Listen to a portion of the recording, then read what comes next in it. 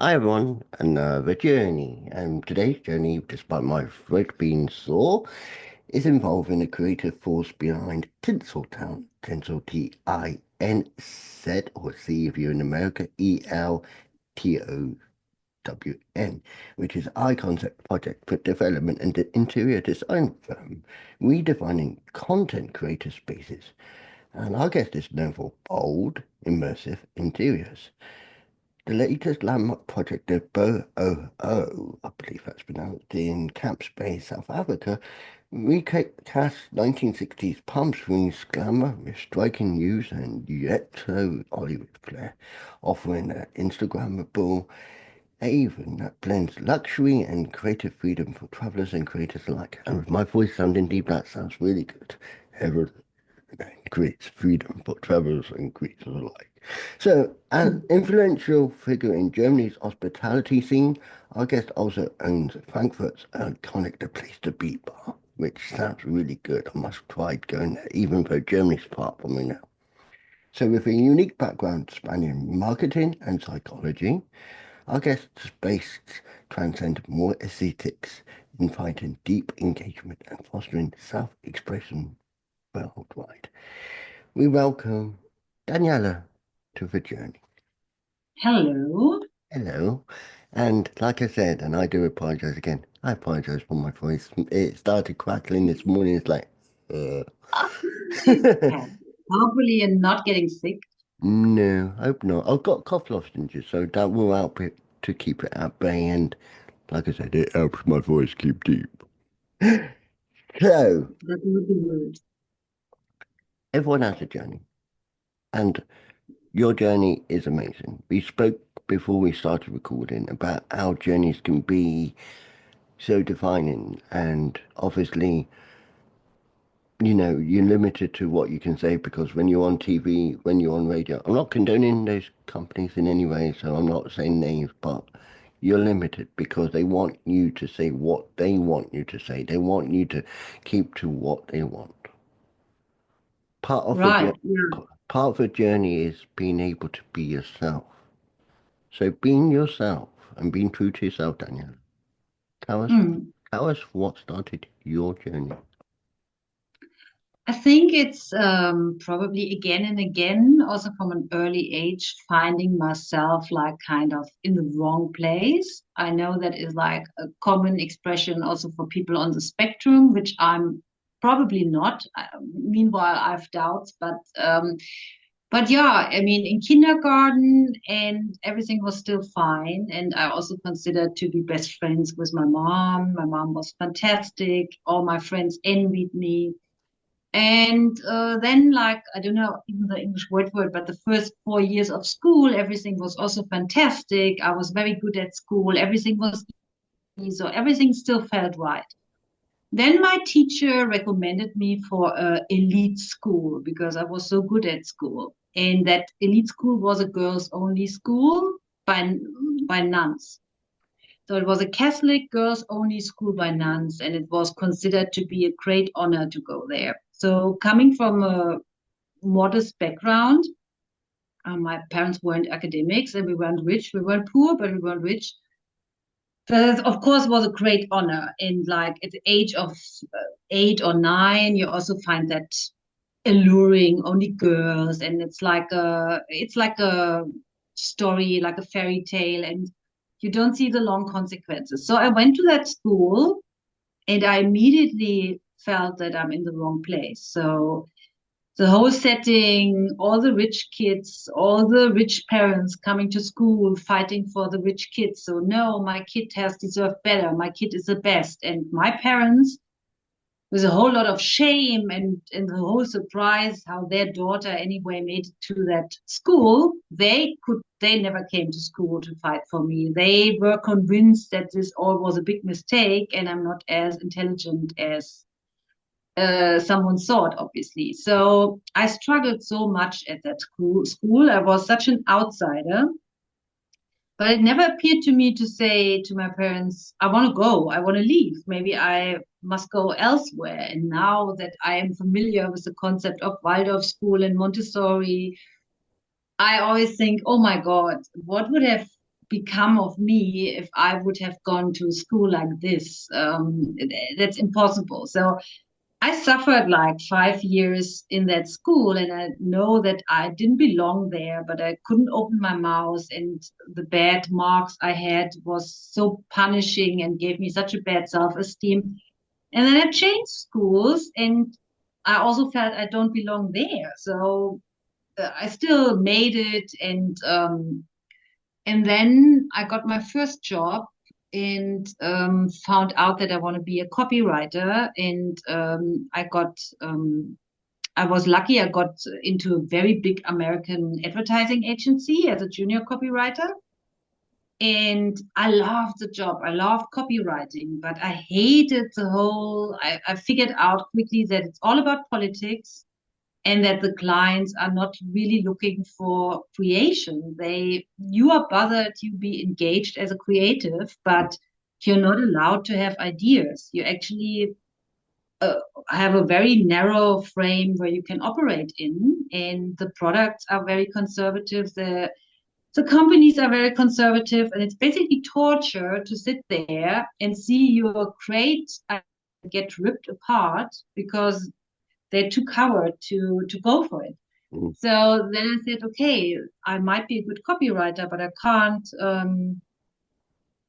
can't be creative in that environment. I can't be myself in that environment. Okay. So then I knew I must open up my own business. So at this moment, I love to cook, I love to entertain, I love to host. So, and soups were on the horizon. I knew it from London, all the soup kitchens. So and I opened a soup kitchen. And the best thing about opening the soup kitchen was like to interior design the soup kitchen, but I couldn't keep these two thoughts apart. I was thinking I also must run it. I cannot only interior design it. So it's my idea.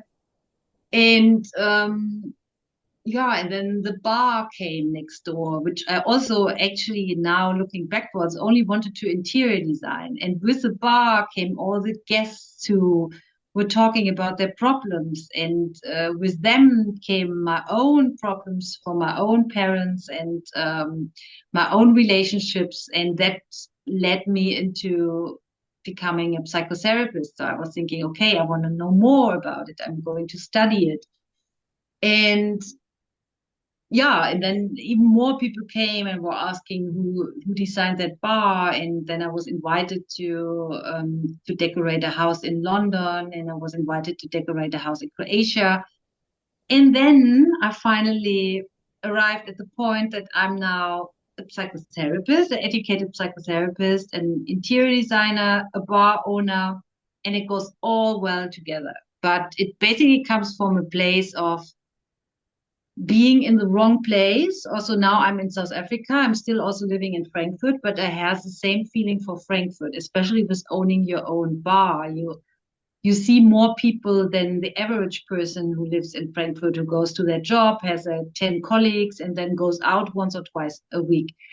I see all the people, and the bar, of course, attracts also all the people that could be interesting for me because the bar is me. So I had for a long time the feeling that I do not really fit into Germany, that the mentality of Germans are not mine. When I'm elsewhere, I never want to meet any Germans. When people say like, "Oh, they're Germans, we shall introduce you," and I'm like, "No, no, please not."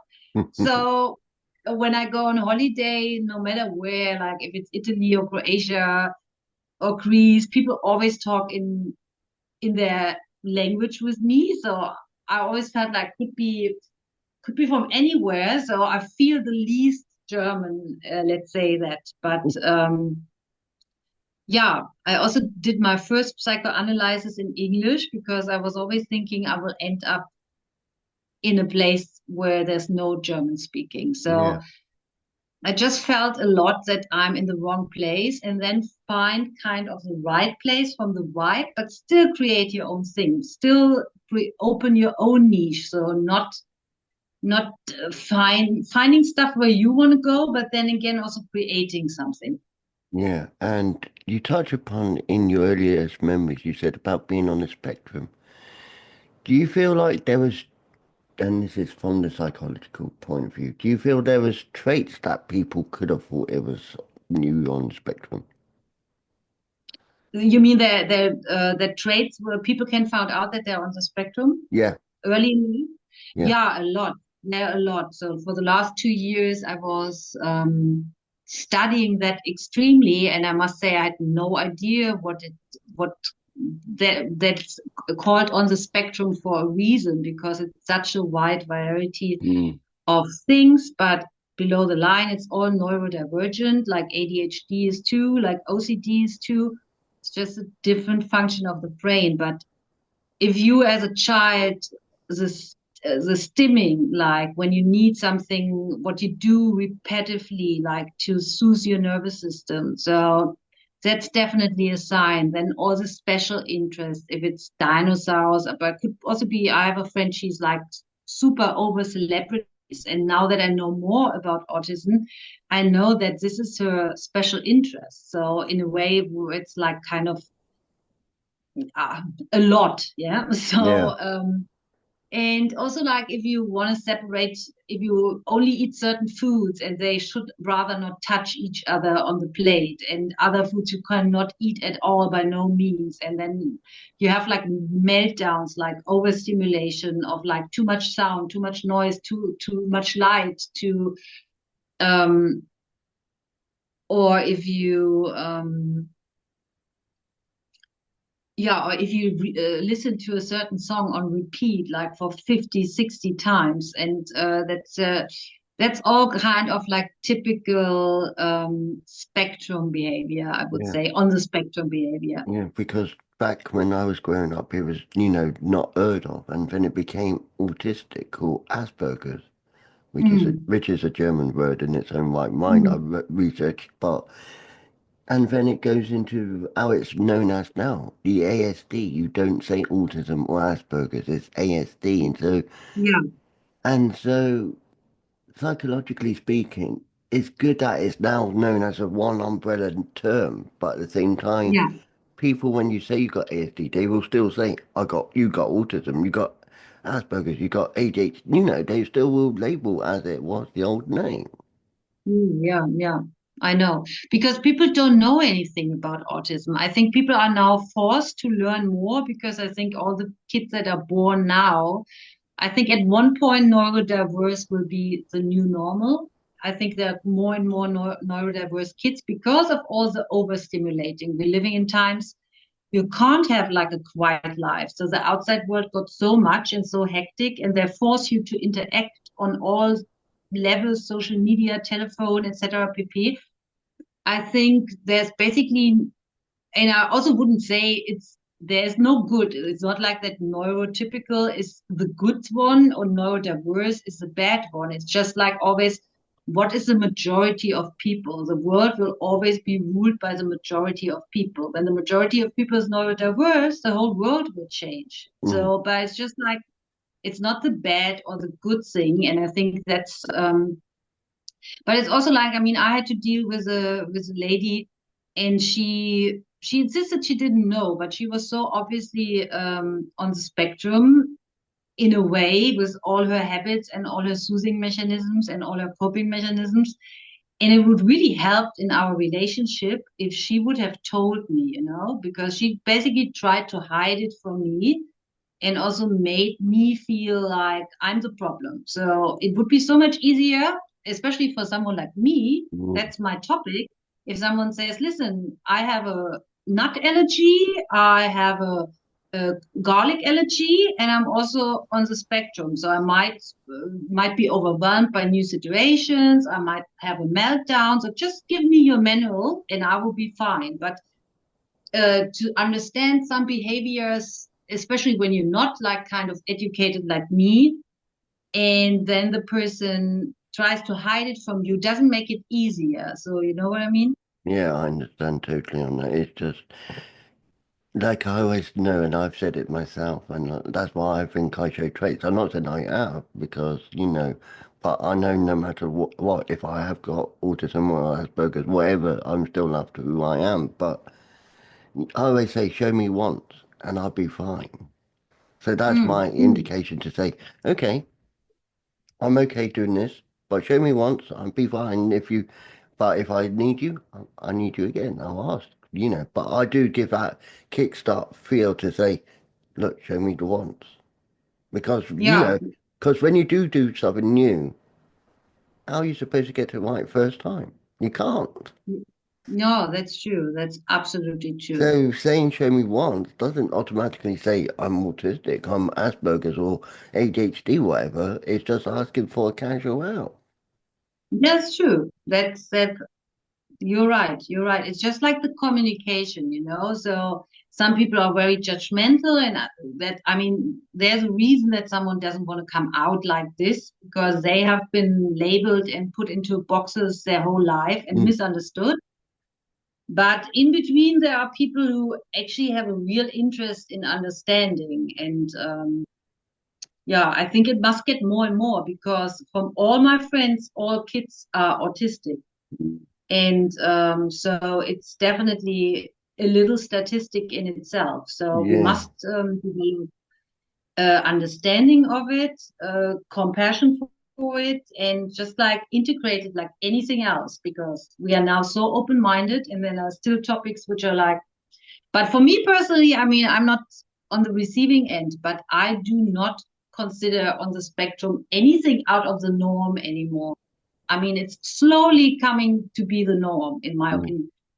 Can yeah, I you switch can. on the lights Yeah, because you can. the You light can. went You can. down like crazy.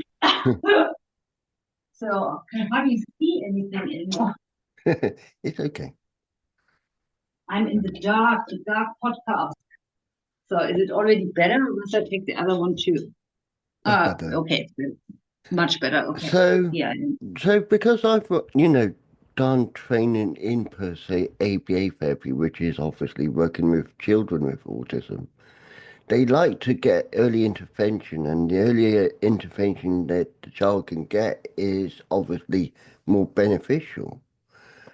Do you Mm. feel like people want to have this as a statistic, because you're saying about it being a statistic? Do you think it's a way of just labeling quickly nowadays, or do you think generally people just want to help those individuals? Because from what I understand, yes, it's good that early intervention's good, but is it being good in a good, effective way, or is it being done in such a way that it's just a statistic for that checkbox? I cannot 100% answer it because the topic with the children, I'm not so aware of it. But in general, I would say every catering to the, in quotation marks, special needs Mm, as early as possible is something positive, I'm sure. And the thing is, like also with the labeling in any diagnose is only bad for the person who has it because in itself it's not bad, you know. It's like if you're blood type 1 or 2, that's also a label, but it basically doesn't say anything about you. So it makes it much easier, of course, for the person suffering from it, it's kind of a stigma, but I think the best would be getting the label away from the stigma because it's just like putting your cards on the table. Of course, there are things you can hide from the world if you now have STD or whatever. You will nobody has to find out. But other things you probably can't. But I feel maybe only because I'm not one of them, but I feel if the person who has a label can overcome the shame of the label and is confronted with understanding people who actually say, okay, I know it's nothing else like a garlic. You know, when you come to dinner and I'm cooking, I must know that you're allergic to garlic. So and I mm. also must know that you are on the spectrum because you might be overstimulated when we now do this or that, or you might I might I want to actually cater to your needs. So I, I personally think that labels really help. I always thought that, I mean, I had so many boyfriends with borderline personality disorder, and I could see how it really relieved them to know it because Yeah. they were just thinking they're a bunch of absurdities, but to know there's a complete characteristic to it, which is the same in everyone. So you always will have your character, but the thing that is your personality disorder is playing a is having the upper hand. So you're still an individual person and you still have your own character. That's one thing, but the other thing is predominant. And if you know that it's there, you can much better operate. Yeah, and I do understand that, and I've always learned as well, you can't treat people differently because everyone is the same, but at the same time, everyone is different because everyone's got their own personality, everyone's got their own style of life. So if it comes down to it, yes, they may all be the same in the lineup of people. Say if there's 10 people with autism or bipolar or whatever, they still got that line, but every one of those are different. It's not the same for every individual. Yeah. No, and that's also the good about like more stretching the on the spectrum thing to make aware that it's like so one thing isn't true for everyone. I mean, some things most of them have in common, but other things not. I mean, I follow so many Instagram accounts about people with autism who just talk about themselves, and it's so educational. Um, but it's only that educational because they're so honest about it. Otherwise, it never would be. And for like someone for me, it's super interesting to learn. And I mean, yeah, It's like I want to, it's like I yeah. give a comparison. I follow two people on Facebook. I've been Mhm. following their journey for a while, and I even interviewed one of them. But I followed the neurodivergent rebel. Now they Mhm. go by Mhm. they, them, so I got to go carefully how I phrase their pronouns. But when I interviewed them, it was a unique journey because Mhm. they were on a self-discovery. Now, there's another person I follow, which is Finding Cooper's Voice, which is a mum talking about a boy who's, I think, 12, 13 now, and he's a non-verbal. Oh, He yeah. tries to communicate, but you have to, like, and he tries to, like, alliterate what he's saying. So it's two different sides of the spectrum. It's like you got the really high functioning, I'm talking like I'm talking now, to the, my name is, that's all. So you have to spell Yeah, it. and that's unfortunately what most people know because everyone has seen Rain Man and everyone thinks Rain, Dustin Hoffman is the epitome of autism. But this is already the end of the spectrum, and there's so much in between. So everyone I know, you would not even know. And the funny thing is, 2 years ago, when I basically had no idea of autism, uh, and suddenly so many things make sense. I mean, my friend introduced her husband to me. They adopted a cat from me, and he was to me totally normal, not so emotional, but totally normal. And she said, like, yeah, he's a little bit further on the spectrum, you can see. And I found that so weird in that moment, but I couldn't see. So, and I also found that she's saying that to me. Meanwhile, I do not find it so weird anymore. But yeah, there's a lot to learn, and I do not doubt that neurotypical people are in general more gifted than Yeah, neurodiverse people are in general more gifted than neurotypical people. Well, because neurotypicals are typicals. I mean, nothing out of the ordinary comes out from typicals, you know? mm, It's just a harder journey for the neurodiverse to fit in a neurotypical world. Heartbreaking, but it doesn't mean that they are not the more genius people. But yeah, unfortunately, the world is, I mean, like for animals, I'm a big animal activist. And I think, you know what, one day it turns around and then everything is ruled by animals. And I wonder if you could imagine being born as a cow, because for 99% you will have a horrible life. Um, so I think now we're still living in a neurotypical world, but it's definitely changing right now, right in front of our face. I think also it's a topic all the time. And I mean, my friend, she has two.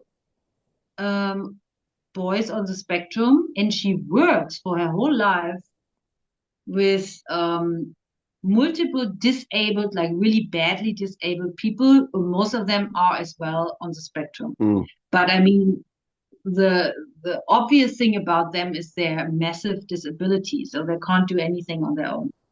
So, in her sons, which I never met in my life in person for different reasons, they are 14 and 16, and they are 100% both on the spectrum, and she's unable to see it, admit it, or what anything. So it's so hard for someone who choose that as a profession, stigmatizing their own sons, like as it would be, it's only something bad because she makes it something bad. yeah, Normally it's not. And yeah, I find it horrific because they must feel something is completely wrong with them if even their mom, who should know better, can't give it a name and just tries to make something fit that doesn't. yeah. And then you do get the people who like to say, there's nothing wrong with my son, my grandchild. You know, it's self-denial. It is. And then they will say it's something else, it's this, it's that, it's not. They don't address the main, I forgot how the term is, but they don't automatically assume the main thing it is. They just like to say it's this, it's not. They just look at because they got the vision on with their glasses or goggles, whatever you want to call it, and they just look in either side. They're not looking what's straight in front of them. Mm. Yeah, it's And true. I know people, and I'm not, like I said, I'm not judging anything in any way, but that's how I see people, some people, because they choose to be ignorant, choose to be, you know, I don't want to talk about it. It's like they haven't. It's like they have. You can, as an outsider, you can clearly see they have, but trying to tell that caregiver, they just shut off. Or they will go Yeah. or they will go into another tangent and will try to justify and say, well, it was because of this. It's like, no, look at what's in front of you, not what's beside it, or what's not on the other side. Look what's in front of you. Mm. Yeah, you're completely right. It's so difficult because people have such a concrete opinion, especially when it comes to their children, how they have to be. So there must be a certain way, otherwise they are a failure, I'm a failure. So I have no kids and I will not have any, but I would always look at them like, oh, let's see what we have here. Who is there? So, I mean, of course, it's coming from me, and whatever the good and the bad has something to do with me. But I would definitely look at the child with more curiosity and less. I mean, okay, nobody wants to see their child on the street suffering, yeah. But other than that, I mean, it starts with my friends not being able to accept that their kid has red hair. I mean, no, it's not red. And this is what is bad about red hair, and Exactly. it's obvious. So okay, well, no, it's not autistic. No, it must go to the higher school. Also, it's not qualified. And I'm like, you know what is much worse, because I had it, to sit in a classroom and every time the marks get noted on the, and you have one of the two worst ones and everyone else knows too. It's much harder to try to fit in a group which is for some reason ahead of you, Mm, and you get all the time knocked on your head and feeling like a left out, then going with somewhere where people equal, or you even one of the better ones, and then build your way up. It's exactly. terrible. And I learned that as well. When I was in school myself, I was always not intentionally bottom, but I was the lowest level person because I had behavior problems. Now, I was told when I was in school, you've heard of the way of going up steps. I was told if I misbehaved, I was cutting away at my steps to success. And the only way I could succeed was to do things good. Now, I screwed Mm, up so many times that I lost count, but I still got through school and mm, I got awarded for it. But the fact was, every time I did something wrong, I cut away at those steps. So now when I do things wrong, I'm not saying I've done anything wrong recently because I haven't, but When I was that young adult, when I did things wrong, when I got into trouble, for example, I cut away at something that was going to make me go forward. Mm, mm. Now I'm I sick. see. Now my mistakes. I was afraid that it would hold me back. I was afraid it would say, "No, you can't, David." But guess what? Look where I am now. I'm in America. My mistakes, Mm, what I done young when I was younger, I've moved on. They've seen I've learnt my lesson. I've got that solid ground again. Now, mm, going into the situation why I came to America, I thought I was genuinely happy in the beginning.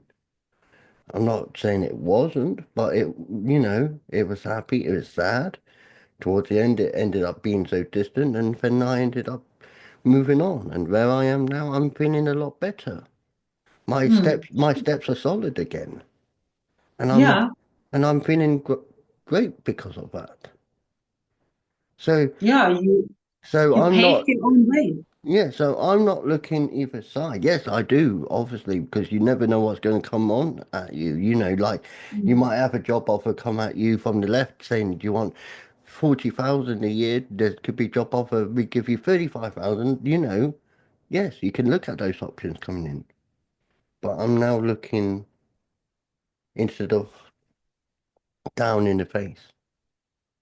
And before I left England, I was told that. I was like, David's gone a long way from looking down at himself. Now he's got a clear vision. He's looking at you. And, Right, and right. I was pleased to hear that because gone was the day of David being, like I said, shy. I Mm, actually accepted that I'm now David able to look at people. Give me 10, fantastic. give me 15 years ago, I wouldn't have been able to do this. I have done, Mm, I know I have done, but I wouldn't have been confident in doing it. Now mm. I got your bio. I read a bit about it. I'm not using it. I'm just talking to you like I'm talking to you in a coffee shop. Yeah, exactly. And so, you know, that's what I want, and you probably agree as well. It's about knowing how you can support and people with difficulties shouldn't be automatically that way. They should look at all ways, but at the same time, when it comes to someone being there for you, you're supposed to have that person looking at you. Not, it's supposed to be because it ends up frustrating for you as a person, I believe. Yeah, I think like we just functioning like, you want to know if you have a Samsung phone or an Apple phone, and then you know how it works. And if now there comes a phone with similar tools, but then again, totally different tools, and people do not have the nerve to dig into it and say like, oh, what is it actually? No, I want the regular Samsung because I have no time for that. That's basically the approach. I think if you look at everyone with like behavioral problems or what's called problems, just like different behavior, it's always only a sign you do not fit in what is normal. But even the word normal is like in French, it would be the normal, the bad norm. So normal is just also only saying what most of the people are. It's not about good or bad. It's just what most of the people are. So there's nothing good in being normal. There's nothing bad in being unnormal. It just make your manual. It's like if someone wants to read you, he probably must read your manual. And most people will say, I have no time for that shit. I just want to already know that is a Samsung phone. I know how it works. But that's all. If it makes it much harder for the person who can't say, I'm exactly like that person. Fantastic. So we have so much in common. Because meanwhile, on my journey's life, I also do not have a lot in common with a lot of people. I'm living my life as well, totally differently.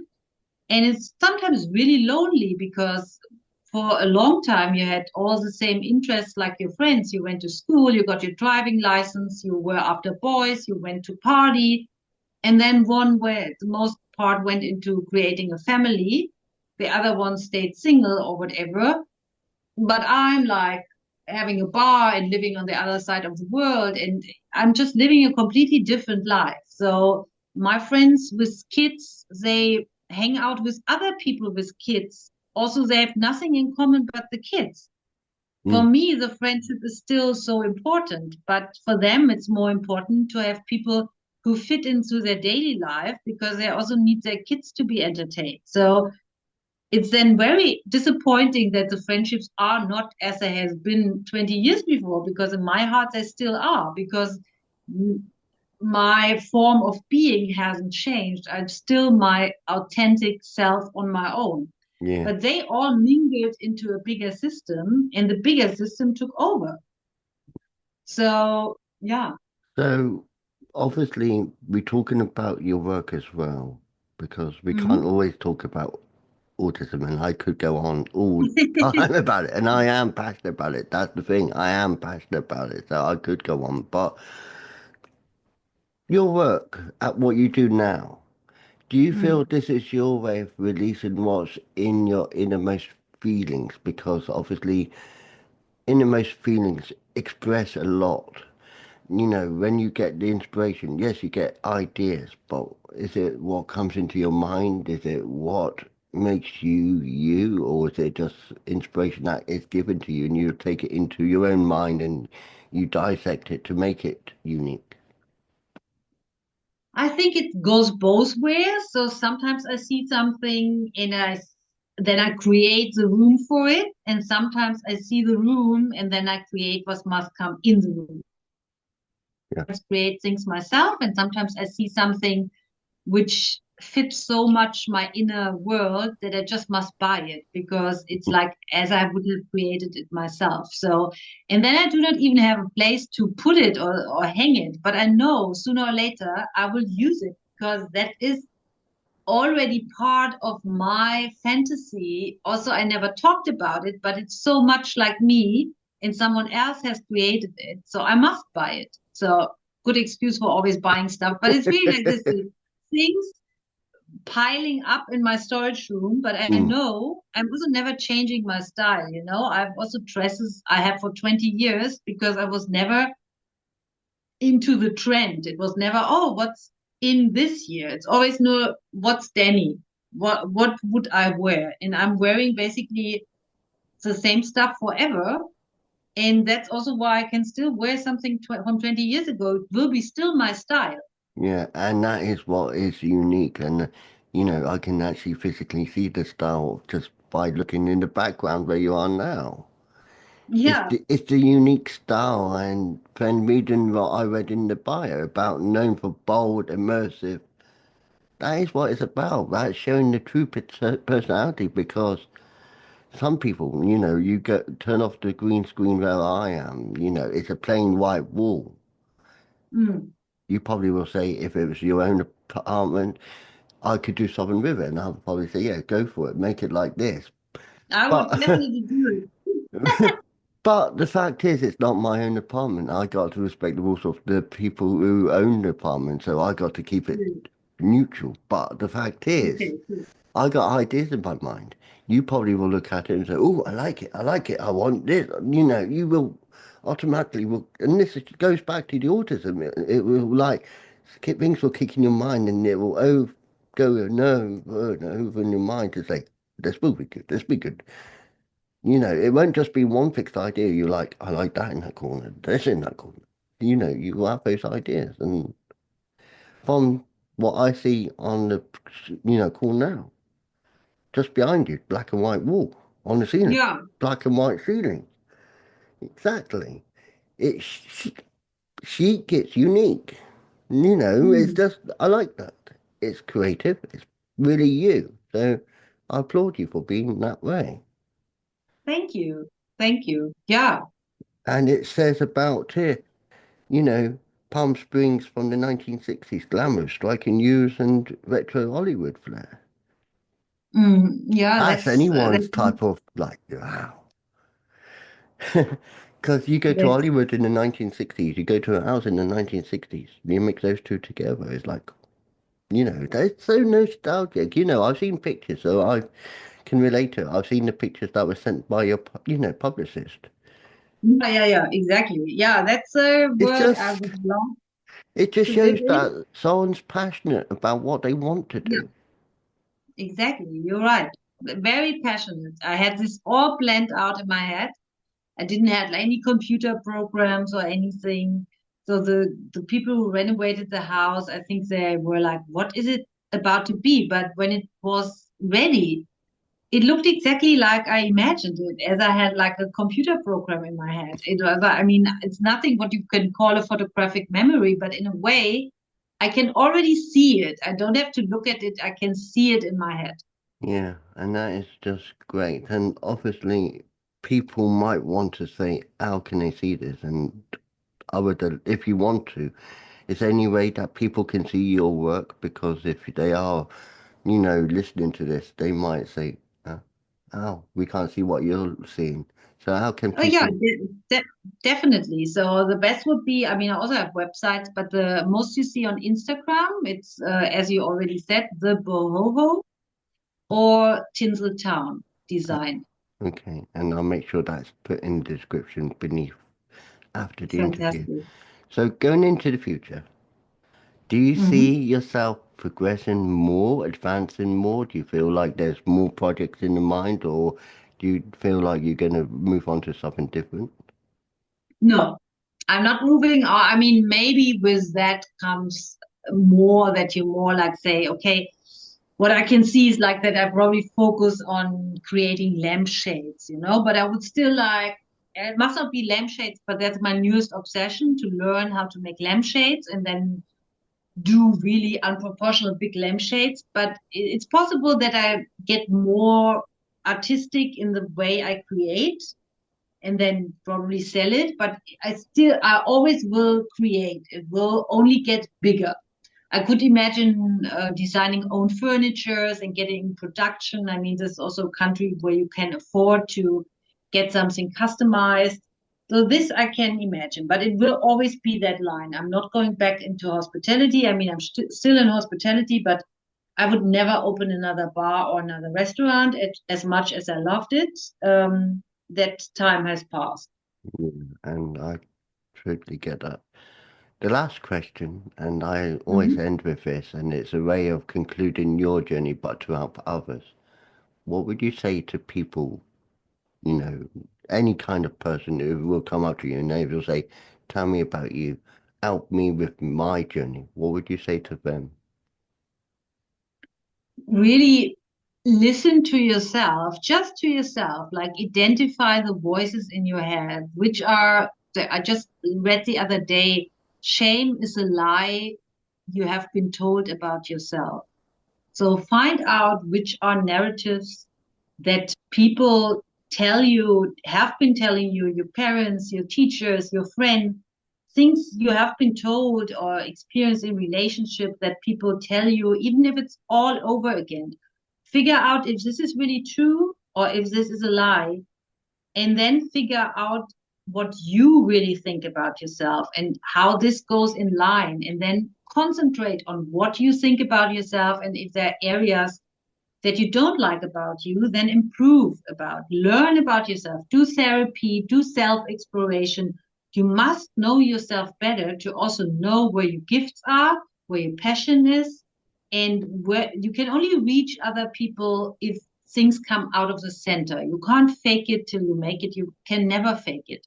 It must be real, but we are so customized to people telling us who we are, who we have to be, and we had to submit to that for so long that we actually do not even know anymore. So we must really like pay attention to every little heartbeat in ourselves where we say, oh, that I actually like. I really like that. So, and then go for it. So collect everything you like, if it's for your apartment or your inner self, really listen to yourself and make yourself a priority, and you do not need approval of anyone, really.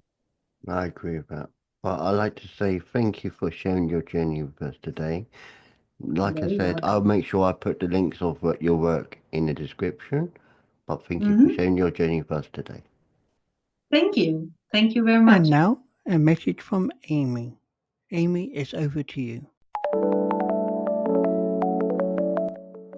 Hello, I am Amy Harrison. I'm the author of the book Feline Warrior Part 1 and Part 2. a fictional story that is written in a poetic format that is based on real-life events that could happen to anyone and intended only for relatable purposes. This story claws into Catgirl's past abuse. Catgirl is human and part feline, but truly a warrior who can handle anything because she is strong and fierce. She has been taken advantage of for far too long. Join her on her journey as she reaches freedom. Here are some poems from Feline Warrior. Tears flow. I no longer know what to do.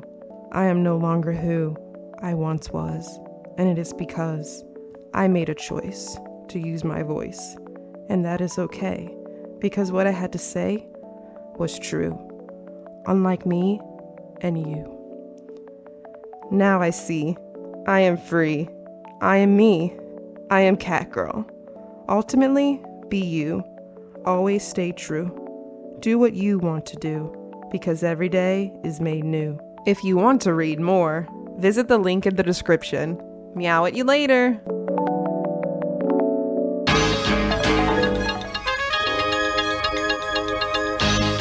The Journey podcast explores stories of personal growth, challenges, and life-changing moments. Each episode dives into unique experiences, offering insights and inspiration for listeners navigating their own paths. I believe everyone has a story worth sharing. If you'd like to share your journey with David and others, email your story to wisewords1983@reborn.com, and it may be featured in a future episode.